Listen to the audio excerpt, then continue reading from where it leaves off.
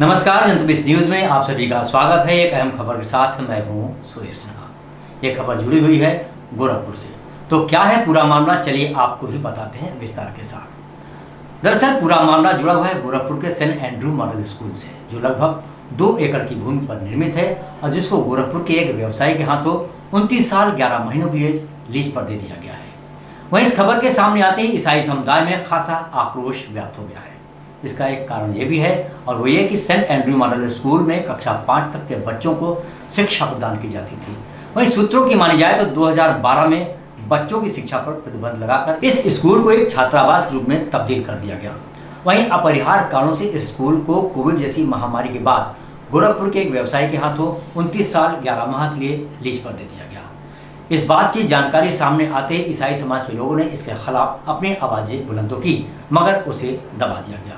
उसका एकमात्र कारण ये रहा कि यहाँ के पादरी डी.आर. लाल ने पूरे परिसर की 22 नवंबर 2022 को व्यवसाय के पक्ष में बाकायदा रजिस्ट्री ही नहीं कराई, बल्कि गवाही के रूप में अमरजवाल सिंह ने इस पर अपनी सहमति भी व्यक्त कर दी है। यहाँ पर ये बताना जरूरी है कि पूर्व बर्खास्त बिशप पीटर बलदेव के समय में स्कूल के पादरी व खजांची डी.आर. लाल को स्कूल की संपत्ति को डेवलप करने के लिए मात्र 3 सालों के लिए नियुक्त किया गया था, मगर समय सीमा बीत जाने के बाद भी डी.आर. लाल अपने पद पर बने रहे और लगभग 2 एकड़ में निर्मित पूरे स्कूल परिसर को इन्होंने अपने पद का दुरुपयोग करते हुए एक व्यवसायी को 25 साल 11 माह के लिए लीज पर ही दे दिया।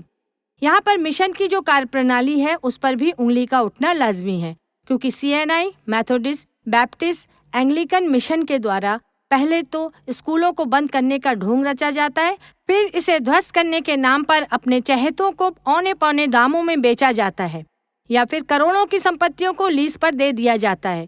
इसके बाद जब तक ये बात सार्वजनिक होती है तब तक काफी देर हो चुकी होती है।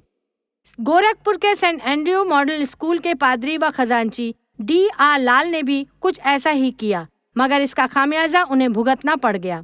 अगर पादरियों की निस्वार्थ सेवा भाव की बात की जाए तो चर्च में सेवा करने की इनकी भी उम्र सीमा 68 साल निर्धारित है और पद से बर्खास्त किए गए पादरी भी वर्तमान समय अपनी उम्र सीमा को पार कर चुके हैं और पद को छोड़ने की बजाय वो अपनी कारगुजारी को अंजाम देने में लगे रहे। इनकी कारगुजारी से बिशपदान भी खुश नहीं थे और डायसिस ऑफ लखनऊ ने भी तत्काल कार्यकारिणी सदस्यों की आपात बैठक प्रयागराज के bishop Johnson school and college में बुलाई और कार्यकारिणी सदस्यों की सहमति के बाद बिशपदान ने भी तत्काल प्रभाव से पादरी व खजांची डी.आर. लाल को पद से बर्खास्त कर दिया। जनतपिश ब्यूरो, लखनऊ। यहाँ पर ये बताना बहुत जरूरी है कि डायसिस ऑफ लखनऊ के बिशप मोरिस एडगर दान ने डी.आर. लाल को पद से बर्खास्त करने का कदम उस वक्त उठाया जब इन्हें सर्वसम्मति से डायसिस के अधीन संचालित होने वाली शिक्षण संस्थाओं का चेयरमैन चुना गया।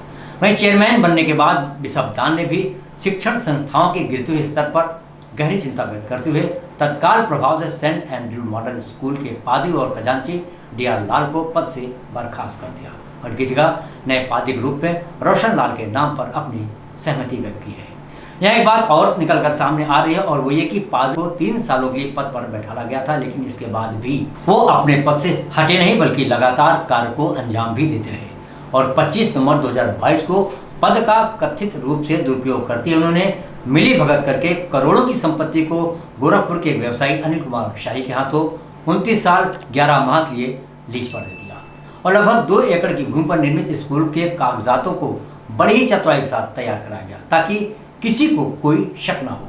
मगर कहते हैं कि बकरे की माँ कब तक खैर मनाएगी। ये कहावत उस वक्त चरितार्थ हो गई जब इसकी जानकारी नए बिशप को हो गई और उन्होंने भी कड़ा कदम उठाते हुए भ्रष्टाचार में लिप्त पादरी और खजांची को तुरंत पद से बर्खास्त कर दिया। फिलहाल आज के लिए इतना ही। अगली खास खबर के साथ आपसे फिर मुलाकात होगी। दीजिए पूरी जनतबिस न्यूज टीम को इजाजत। नमस्कार।